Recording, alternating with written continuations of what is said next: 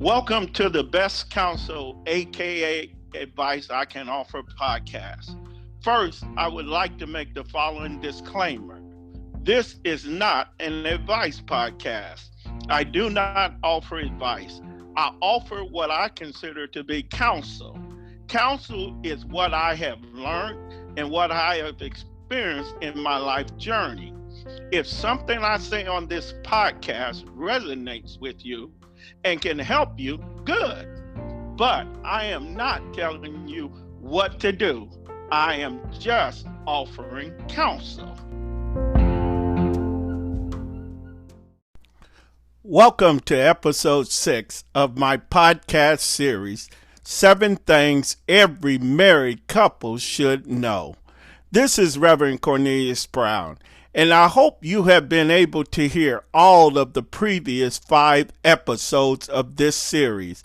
And if not, please take time to go back and catch them all. Today's episode, episode 6, is entitled Money. In 1 Timothy 6 and 10 in the Bible, it says, "For the love of money is the root of all evil." I believe the lack and understanding of money is the ruining of marriages. If you ask most people, what is the top thing that ruins most marriages, most people will say fidelity, something that I talked about in episode 5 of this series. And I would agree with them that fidelity is at the top of the list, but right beside it is money. The lack and understanding of money has been destroying and ruining marriage since the beginning of marital relationships.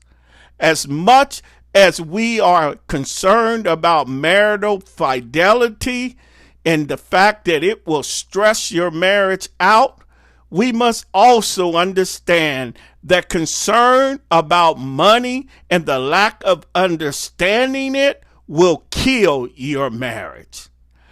This is why I believe it is so important that couples understand how money and the lack of it, and sometimes even the abundance of money, can ruin your marriage. When there is a lack of money in your marriage, and I have to believe this is the case for almost 90% of all marriages, not knowing how to use your resource, your money, together can either make or break your marriage. A marriage that's based on what's mine and what's yours often ends pretty quickly.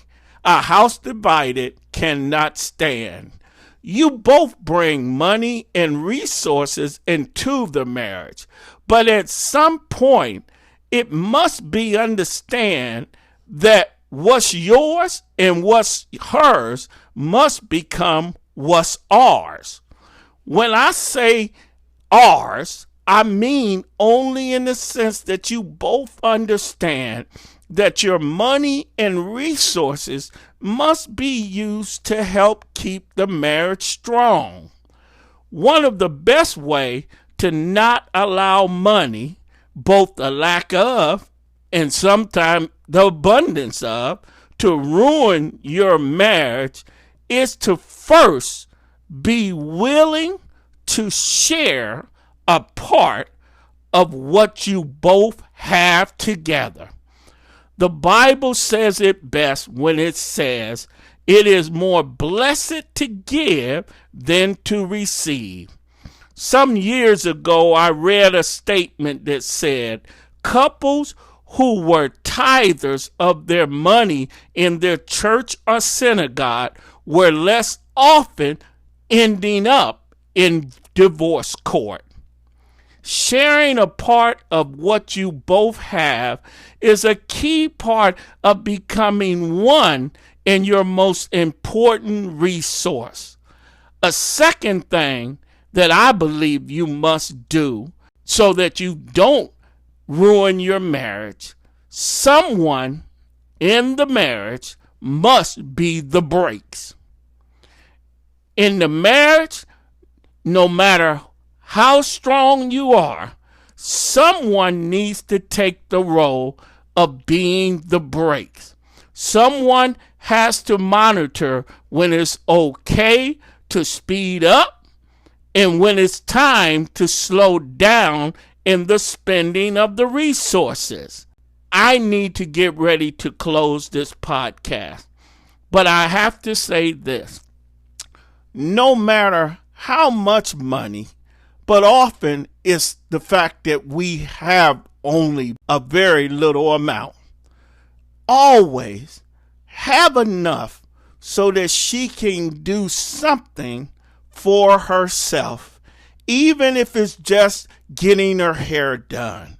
And make sure that there's something that you're able to allow him to do for himself to make sure that he can feel good.